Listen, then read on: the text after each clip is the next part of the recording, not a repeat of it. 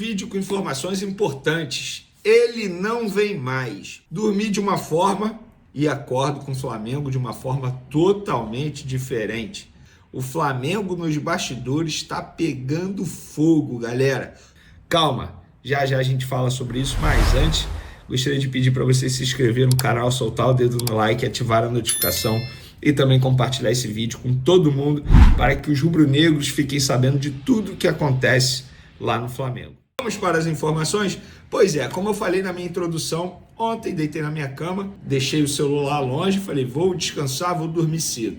Eis que hoje eu acordo por volta de 5h30 da manhã, cheio de mensagem, ligação de fonte no Flamengo, print de notícia do Júlio Miguel Neto, que quem inclusive trouxe a primeira informação envolvendo a desistência do Flamengo em Mike Johnston, o jogador irlandês, o atacante irlandês que já tinha passagem emitida para chegar ao Rio de Janeiro nessa terça-feira. Pois bem, vamos lá, fui apurar essa informação, repito, publicada primeiro pelo jornalista Júlio Miguel Neto. E de fato, o Flamengo desistiu da chegada desse jogador, como vocês já podem ter visto aí nas outras redes sociais que eu publiquei no Twitter, no Instagram. E eu vou trazer para vocês aqui tudo que eu tenho de informação.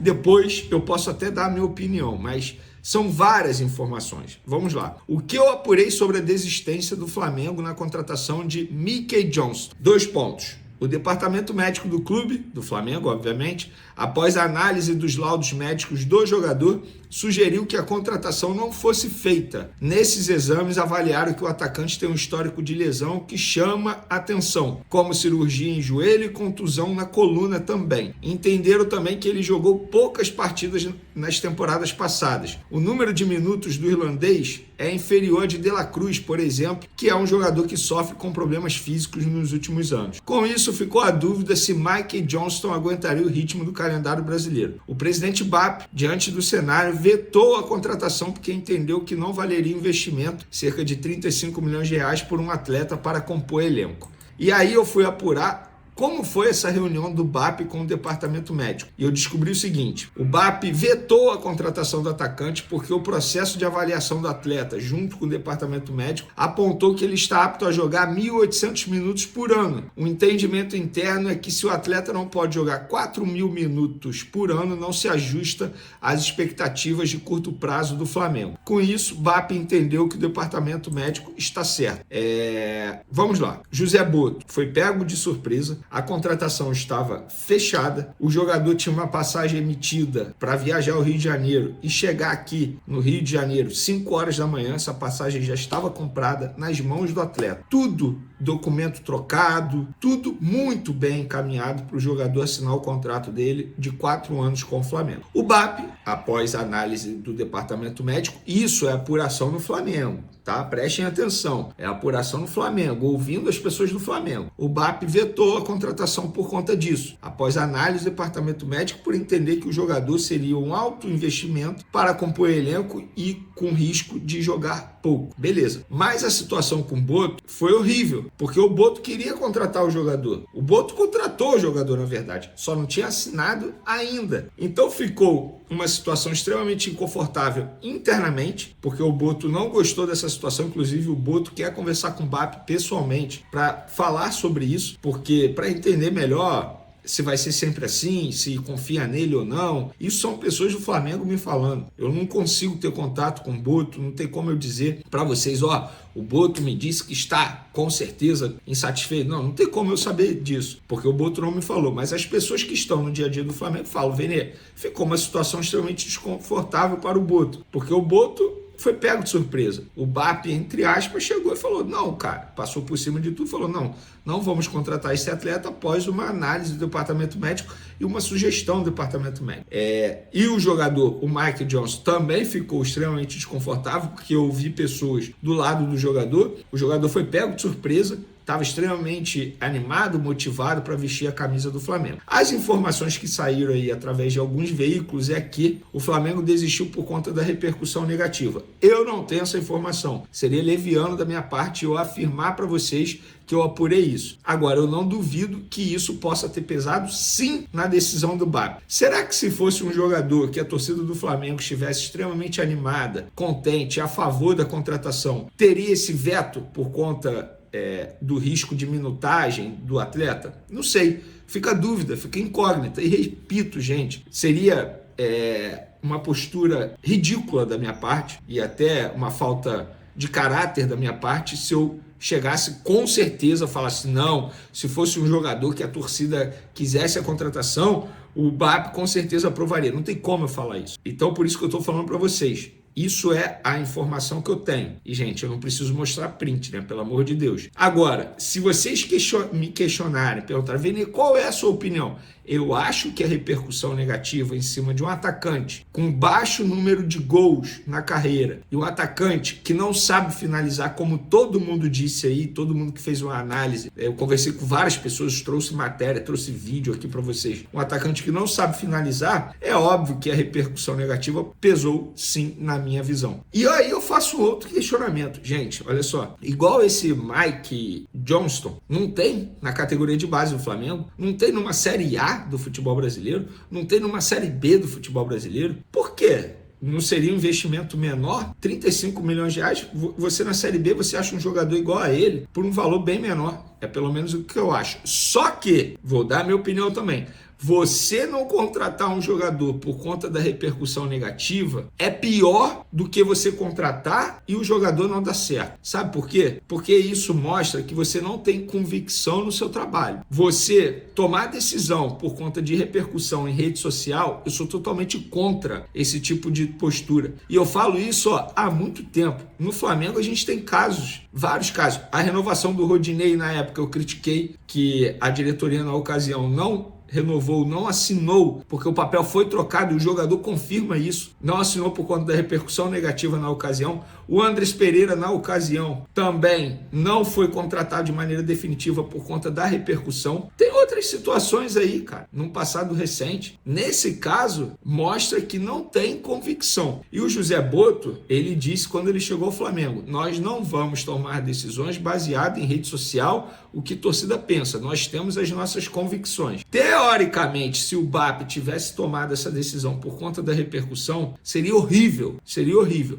Mas eu prefiro acreditar no que eu estou ouvindo de várias pessoas do Flamengo, que foi por conta da análise do departamento médico. Eu prefiro acreditar nisso, porque acreditar que deixou de contratar por conta de uma repercussão em rede social, para mim, é antiprofissionalismo total.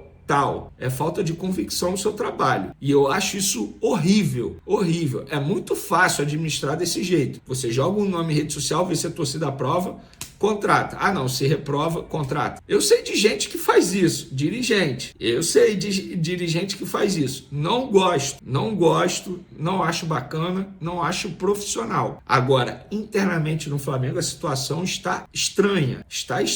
Inclusive, a informação que eu tenho é que todas as operações nesse momento estão paralisadas até que José Botto converse com o BAP. Isso vale para o Carrascal, jogador que estava em negociação, e para outros atletas aí que o Flamengo poderia tentar a contratação ou até mesmo renovação de contrato. A situação do Varela é diferente, que é um negócio que o empresário já está vindo ao Rio de Janeiro nesse final de semana, ao que parece, para poder acertar tudo aí com o Flamengo. Enfim, então é o que eu falo, cara, assim, de algumas horas para trás e agora o negócio já mudou tudo. O Mike não vem mais, o Carrascal, situação travada. Agora é esperar. O Vitor Hugo, por exemplo, um jogador que estava indo para o Famalicão, pode não ir mais também, porque pelo que eu estou entendendo internamente, há também um questionamento sobre a saída do Vitor Hugo, porque está saindo de graça, dividindo direitos econômicos com o Famalicão. Então a situação está estranha no Flamengo, mas foi isso que aconteceu. Eu estou trazendo aqui todas as informações que eu tenho e aí eu quero saber a sua opinião. Vocês acham que de fato foi por conta da análise médica, repercussão negativa, um pouco de um pouco do outro? Quero a opinião de vocês em relação a isso aí. E nós vamos apurar mais bastidores para trazer no próximo vídeo envolvendo toda a situação do Flamengo. A boa campanha do Flamengo no Mundial de Clubes, evaporou. É o que eu falo, cara, o Flamengo perde para ele mesmo, porque é inacreditável esse tipo de situação. E por que eu estou falando isso? Por que não fizeram uma análise do atleta antes de encaminhar a contratação, de fechar a contratação, emitir passagem para o atleta? Era só ter visto antes. Eu como jornalista, eu vi o histórico dele. Será que um dirigente, um presidente não poderia ter visto também antes de encaminhar tudo? Pois é, fica aí, mas não deixe de opinar. Tamo junto, galera. Um abraço. Fui! Pois bem, pessoal, começo de semana importante. O Flamengo terá aí dias importantes para iniciar uma série de jogos pelo Campeonato Brasileiro, Copa do Brasil e Libertadores. Em 20 dias, do dia 12 agora de julho até o dia 31 de julho, serão 6 jogos que o Flamengo vai disputar. Uma maratona de jogos, e assim vai ser durante todo o segundo semestre. Óbvio, se o Flamengo for passando de fase nas competições, o Campeonato Brasileiro vai até dezembro, isso aí vocês já sabem muito bem. Então o Flamengo tem uma semana importante para se preparar e o técnico Felipe Luiz pensar numa ótima estratégia para montar esse meio de campo do Flamengo, que vai ter muitas mudanças. Gerson não é mais atleta do Flamengo, Pulgar. Eu estou ansioso para saber o que Felipe Luiz vai fazer em relação a esse meio de campo. A boa notícia é que tem o Jorginho, que chegou muito bem ao Flamengo, e o De La Cruz de volta de lesão. Mas o De La Cruz é sempre uma incógnita. Nós não sabemos até quando ele vai aguentar essa série de jogos exigentes do Campeonato Brasileiro, porque é um jogador que tem um histórico de lesão que vocês já sabem muito bem. E não só no Flamengo, desde antes, tá? Lá no River Plate ele já tinha. Mas o futebol brasileiro é muito mais exigente. Mas vamos para as informações, gente. Vamos lá. Eu tô sendo barulhado novamente de perguntas sobre o Jorge Carrascal. Então, de uma vez por todas, para vocês entenderem qual é o problema nessa negociação e por que o Flamengo ainda não sacramentou a chegada do jogador colombiano, tá? Prestem atenção, tá bom? Nesse momento, hoje, enquanto eu gravo esse vídeo, inclusive, estou gravando esse vídeo aqui domingo à noite, 6 de julho, 8h07 da noite, tá? Então, até a gravação desse vídeo, a operação está nesse status de negociação. Garantias bancárias. E eu vou explicar para vocês entenderem, tá bom? O Flamengo iniciou negociação para ter Jorge Carrascal. Negociou primeiro com o jogador. Beleza, chegou a um acordo com o jogador. Foi na equipe dele, o Dínamo de Moscou. Começou a negociação. O Dínamo de Moscou pediu um valor, Flamengo outro. Depois de uma longa negociação, chegaram a um acordo. 12 milhões de euros, quase 80 milhões de reais de maneira fixa, sem pagamento de bônus através de metas. 12 milhões fixa. E aí começou a negociação pela forma de pagamento. Flamengo e Dínamo de Moscou, dias negociando. Chegaram a um acordo. Pagamento em 3 parcelas. Quando chegaram a um acordo pela forma de pagamento, o que aconteceu? O time russo virou para o Flamengo e falou, beleza, só que agora a gente quer garantias bancárias. Ou vocês dão garantias bancárias, ou o pagamento tem que ser à vista. E aí muitos vão me perguntar, beleza, Vini, por que o Flamengo não dá logo essas garantias bancárias? O Flamengo é um clube que tem nome no mercado, qualquer banco vai querer dar essas garantias bancárias. Beleza, vocês já viram um banco trabalhar de graça? Não. O que acontece se o Flamengo der essas garantias bancárias? Aumenta o custo da operação em até 20%. Então o Flamengo não quer aumentar esse custo. Está tentando conversar com os russos para que não tenha necessidade de garantia bancária. E os russos são chatos na negociação. Exigem garantias bancárias ou pagamento à vista. Recentemente teve um jogador que quase voltou para o futebol brasileiro e não voltou por conta de uma negociação como essa, o Dínamo Bitelo, jogador que ia para o Botafogo. Foi a mesma situação. Avançou, quando chegou lá no ato, beleza, garantias bancárias. Não, a gente não quer dar, tem um custo muito alto. Então, o pagamento à vista. Desse jeito não dá para fazer. Então, o jogador não sai. É basicamente assim que tá. O que acontece? Jorge Carrascal se reapresentou novamente ao Dínamo. Ele achava que ia ser definida essa situação durante as férias dele. Se reapresentou normalmente. O Dínamo tem alguns amistosos a marcar. E a negociação está dessa maneira. Então, assim, só para vocês entenderem de uma vez por todas como está essa operação, porque o Flamengo não desistiu do Carrascal, não é isso. E o Flamengo sim tem um plano B. A todo momento, a imprensa russa está noticiando que o Flamengo vai fechar a contratação de Ezequiel Barco e Jorge Carrascal de maneira juntas. Não. No Flamengo me relataram o seguinte, Vene, o Barco é o nosso plano B, caso o Carrascal não dê certo. Mas são características diferentes. No entendimento da diretoria, plano A é um, plano B é outro. Eu não vou entrar no mérito se é certo ou errado. Eu estou informando para vocês. E por que o Ezequiel Barco, 26 anos, é o plano B do Carrascal de 27 anos? Primeiro, pelo estilo de jogo. Eles entendem que o Carrascal tem mais físico, aguentaria mais, um jogador com mais saúde, entre aspas. Segundo, o Ezequiel Barco seria uma operação muito mais cara. Para tirar o Ezequiel Barco lá, eles acham que custaria pelo menos 20 milhões de euros. Ou seja, quase o dobro da operação envolvendo o Jorge Carrascal. Além disso, o salário do jogador também seria mais caro, porque é um salário maior atualmente. E é óbvio, vocês vão me perguntar, beleza, como é que o Flamengo sabe disso? Porque o Flamengo consultou. Ezequiel Barco é um nome muito bem avaliado pela diretoria do Flamengo. É um nome, inclusive, que estava naquela tal lista que vazou, que estava no computador de um dos scouts do Flamengo.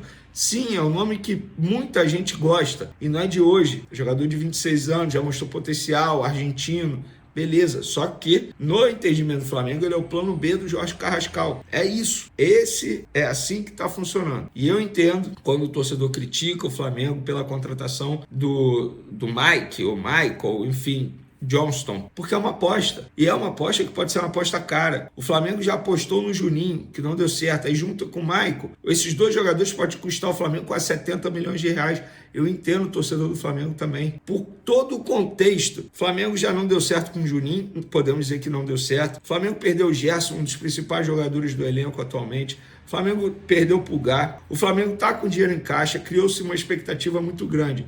E aí vem um jogador irlandês, um jogador atacante, avaliado por várias pessoas, jornalistas, analistas de desempenho, um atacante que não sabe finalizar. Eu entendo o torcedor do Flamengo está certo em ficar preocupado. Eu vi alguns comentários dizendo que eu estou defendendo. Não estou defendendo contratação de ninguém, não. O meu papel é apenas informar. Eu dou minha opinião aqui, eventualmente. Qual é a minha opinião? Vene, você faria essa aposta? Não, eu não faria essa aposta. 5 milhões de libras, cerca de 35 milhões de reais, por um jogador irlandês? Não é possível que no futebol brasileiro, numa Série A, numa Série B, não tenha um jogador melhor que ele, que o investimento seria menor. Não é possível que na categoria de base não tenha um jogador melhor que ele. É o que eu penso. Mas o Vene não entende mais de futebol que o Felipe Luiz. O Vene não entende mais de futebol que o José Boto. São as pessoas que estão escolhendo jogadores. O Felipe Luiz conversou com o jogador. Ah, mas o Felipe Luiz também conversou com o Juninho. Repito, por conta disso, por todo esse contexto, eu não faria aposta no atacante irlandês. Se ele fosse a primeira aposta, digamos assim, se não tivesse o Juninho, eu ia até aceitar, mas já teve o Juninho, que não deu certo. Aí vem um atacante irlandês, que a gente nunca ouviu falar, a gente nunca viu um jogo dele, mas bato na tecla. Eu não entendo mais futebol de ninguém. Eu só acho que é mais uma aposta com risco alto de não dar certo. É o meu pensamento. Espero que eu queime minha língua, que eu esteja errado. O irlandês chegue voando, comendo a bola, jogando pela ponta esquerda, dando muitas assistências ao Pedro, que não pode deixar o Flamengo. O problema do Flamengo hoje é não fazer gols. O Flamengo hoje tem um monte de atacante que não sabe fazer gols. Aí você contrata mais um atacante que não sabe fazer gol e ainda vende o Pedro, o único que sabe fazer gol. Não faz o menor sentido. Aí eu já estou entrando na minha opinião aqui, mas enfim, essa é a minha opinião. E o que parecia certo virou de cabeça para baixo. O Flamengo desistiu oficialmente da contratação do atacante irlandês Mickey Johnston, que já estava com malas prontas e voo marcado para desembarcar no Rio de Janeiro nesta terça-feira. O jogador, que atua no West Bromwich da 2ª divisão inglesa, havia chegado a um acordo com o rubro-negro, e tudo indicava que seria o primeiro reforço da janela de transferências. Mas nos bastidores, o caldo entornou. A reação intensa da torcida nas redes sociais, somada à pressão de conselheiros e lideranças políticas dentro do clube, fez com que a diretoria puxasse o freio de mão de última hora. O voo de Mickey foi cancelado e o jogador foi oficialmente informado de que o negócio está encerrado. A decisão causou burburinho, pois escâncara como o termômetro da arquibancada influencia diretamente nos rumos do futebol do Flamengo, especialmente quando a bola não está rolando. A repercussão negativa começou assim que o nome de Mickey Johnston veio à tona. Torcedores questionaram o currículo do jogador, vindo de uma equipe modesta da Inglaterra, e a relação custo-benefício do investimento de 37 milhões de reais, valor que causou espanto até mesmo dentro do ninho do urubu. Internamente, nomes de peso da política rubro-negra foram direto ao presidente BAP, pedindo explicações e expressando insatisfação com a contratação de um jogador considerado por muitos como aposta de luxo. Para piorar, comparações com a contratação de Juninho, que chegou em janeiro vindo do Qarabag, reacenderam a crítica sobre a falta de impacto nas movimentações de mercado. A avaliação é que, em vez de empolgar a torcida e fortalecer o elenco com nomes de peso, a direção estaria fazendo apostas arriscadas demais, e sem o respaldo necessário da arquibancada. O departamento médico do clube tentou justificar o recuo apontando um histórico de lesões de Mickey, mesmo que o último problema físico relevante tenha sido um entorse no tornozelo em 2022, segundo o site Transfermarkt. Mas nos bastidores a versão é outra. A torcida barrou a contratação. A pressão foi tão grande que conselheiros, membros da diretoria e até funcionários da base do clube passaram a questionar os critérios da negociação. O entendimento de alguns diretores é que a chegada de Mickey teria sido melhor recebida se o Flamengo já tivesse anunciado nomes mais badalados, como Carrascal, que ainda negocia com o Dinamo Moscou. O problema é que, sem reforços de impacto fechados até agora, qualquer nome fora do radar vira alvo fácil de críticas, principalmente em um momento em que o time precisa dar uma resposta após a eliminação no Mundial de Clubes. O caso Mickey também expõe uma divergência de visões entre setores da diretoria. Enquanto a área de análise de mercado acreditava que o irlandês poderia agregar pela sua versatilidade, joga nos dois lados do ataque, e intensidade, outros departamentos viam a contratação como um risco desnecessário. A própria equipe de comunicação do clube já monitorava a insatisfação da torcida antes mesmo do anúncio oficial, o que foi crucial para esfriar o negócio. Com 41 jogos e apenas 3 gols na última temporada, Mickey não gerava expectativa nem mesmo entre os mais otimistas. A percepção geral é de que ele chegaria para brigar por espaço, e não para resolver. E em um clube como o Flamengo, onde a régua está sempre nas alturas, isso é visto como inadmissível. No fim das contas, a decisão de recuar na contratação de Mickey Johnston é um reflexo claro de um clube que vive sob pressão constante, e onde cada movimento precisa ser cirúrgico. O Flamengo se vê agora pressionado a responder dentro e fora de campo. A torcida quer nomes de impacto, e a direção promete anunciar reforços de peso nos próximos dias. Carrascal, do Dinamo Moscou, continua no radar, mas a negociação esbarra na resistência dos russos. Além disso, com Pedro em baixa e o ataque pedindo reforços, a diretoria também busca um novo camisa 9 para elevar o nível técnico do elenco. Depois da turbulência com Gerson, a tensão com Pedro e a frustração com Mickey, o recado está dado. A nação quer mais que promessas, quer craques.